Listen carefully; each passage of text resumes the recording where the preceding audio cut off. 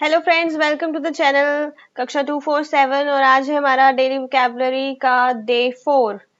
तो बिना कोई टाइम वेस्ट करते हुए हम शुरू करते हैं आज का लेसन। और अब हमारा पहला वर्ड है बुलवर्क। इसका मतलब होता है बांध। बांध यानी कि एक रोक, एक बाहरी दीवार। तो ऐसे हम सिनोनियम्स देखते हैं। वॉल, वॉल का मतलब दीवार। Rampart, weir, dam, etcetera. Right. Antonyms क्या है? जैसे स्टॉर्मिंग, ट्रांजिट, पैसेज, ओपनिंग। यानी कि इसका मतलब होता है बांधना, किसी को रोक लगाना किसी पे। और इसका मतलब होता है खोलना, ओपनिंग। ठीक है। अब यूजिंग सेंटेंस देखते हैं। यूजिंग सेंटेंस है cyclone storm the bulwark of the city. यानी कि साइक्लोन ने, तूफान ने जो सिटी की बाहरी दीवार थी वो तोड़ दी पूरी। ठीक है। अब नेक्स्ट वर्ड देखते हैं। नेक्स्ट वर्ड है हमारा स्टाइमी। स्टाइमी मतलब गतिरोध। इसका मतलब भी एक तरह से रोकना ही है, प्रतिबंध लगाना किसी पर, ऑब्स्ट्रक्शन लगाना, बैरिकेडिंग करना, इम्पीड, फॉइल, एटसेट्रा। ठीक है, ये थे इसके सिनोनिम्स। एंटोनिम्स देखते हैं advance, allow, forward, release, let go. यानी कि इसका मतलब है रोकना किसी को, और इसका मतलब है खोलना, रिलीज करना। ठीक है। अलाउ करना, लेट गो, जाने देना। ठीक है। अब देखते हैं using sentence. Punishment stymie the development of a child. ये जो पनिशमेंट्स होती हैं, जो सजा देते हैं, पनिशमेंट देते हैं बच्चों को, वो उनके डेवलपमेंट में एक तरह से रोक, गतिरोध का काम करती हैं, एक रोक लगा देती हैं उनकी डेवलपमेंट में। ठीक है, उनकी ग्रोथ में। ठीक है। अब नेक्स्ट वर्ड देखते हैं। नेक्स्ट वर्ड है प्रोडिजियस। प्रोडिजियस मतलब विशालकाय, बहुत ही बड़ा, huge, gigantic, very large, enormous, immense, unnatural. ठीक है, एक्सेट्रा।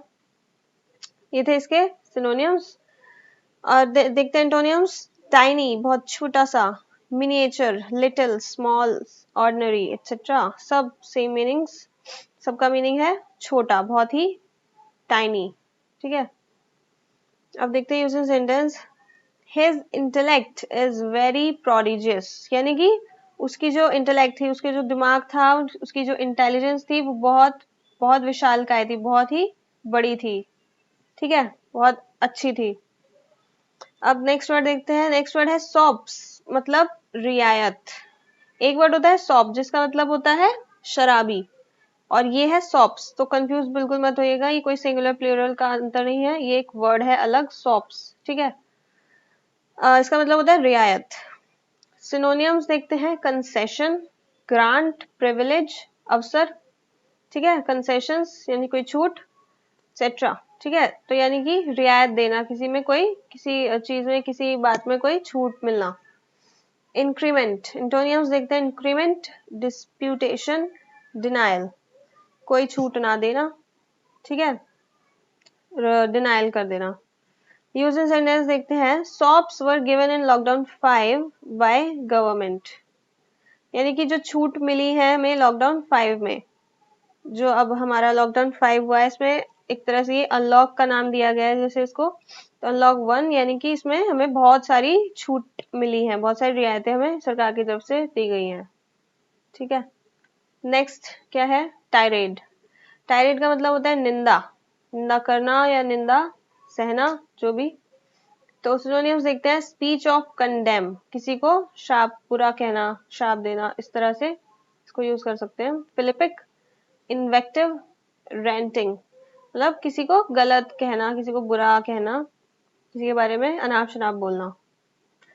एंटोनिम्स देखते हैं। इसके नेगेटिव वर्ड्स, सॉरी, इसके opposite words. Compliment, praise, harmony. यानी किसी को कॉम्प्लीमेंट देना, गुड कॉम्प्लीमेंट, किसी को प्रेज करना, बढ़ावा देना, किसी को हार्मनी यानी कि बहुत अच्छा, एक्सेट्रा।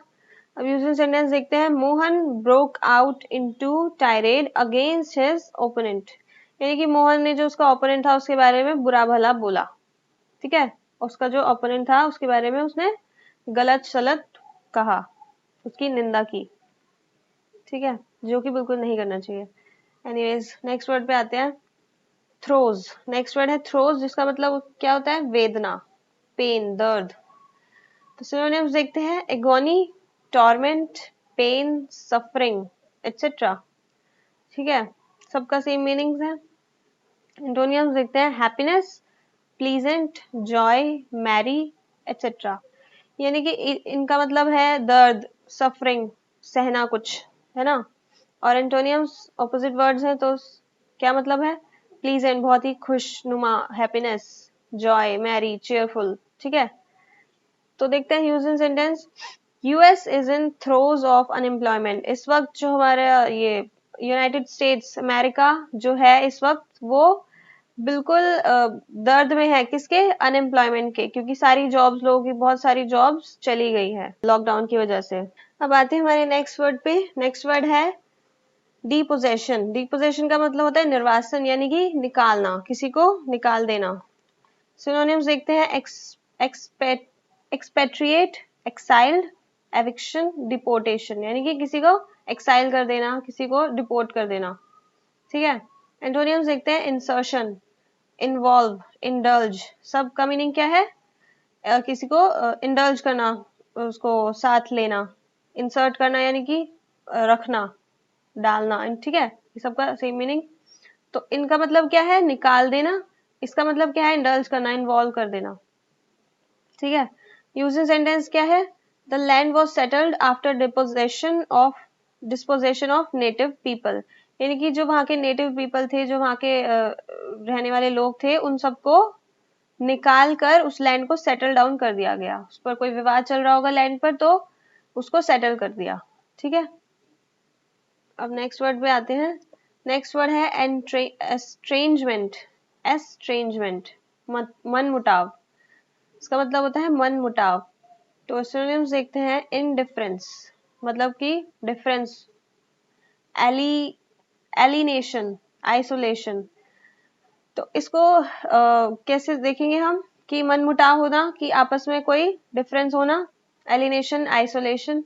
आइसोलेशन में भी हम अलग अलग आइसोलेशन, जैसे आजकल लोगों को कर रहे हैं आइसोलेट, तो एक तरह से उसका मतलब यही होता है कि या तो मन मुटाव से अलग अलग रहना, या किसी भी रीजन से। ठीक है, एंटोनियम्स देखते हैं, यूनियन, इकट्ठा, जंक्चर, कनेक्शन, संबंध। तो यहाँ पे बिल्कुल ऑपोजिट है ये सब। ठीक है, इनका मतलब है अलग, मनमुटाव, अलग होना, अलग रहना। और इनका मतलब है एक साथ, एकजुट होकर रहना, यूनियन। ठीक है, कनेक्शन। यूज इन सेंटेंस देखते हैं, depth of their love save them from estrangement. यानी कि उनका जो लव था, उनके प्यार की गहराई ने उन्हें अलग, मनमुटाव होने से बचा लिया। Save them from estrangement. ठीक है, नेक्स्ट वर्ड है वीनियर, यानी बाहरी चमक दमक, ऊपरी दिखावा। ठीक है, coating, shine, gloss, facade, mask etcetera. ठीक है, तो इनका क्या मतलब है, कि कोटिंग करना, ऊपरी ऊपरी दिखावा करना, शाइन, ग्लॉस, फैकेड, मास्क यानी कि मुखौटा, एक तरह से सब कुछ झूठा। ठीक है ना।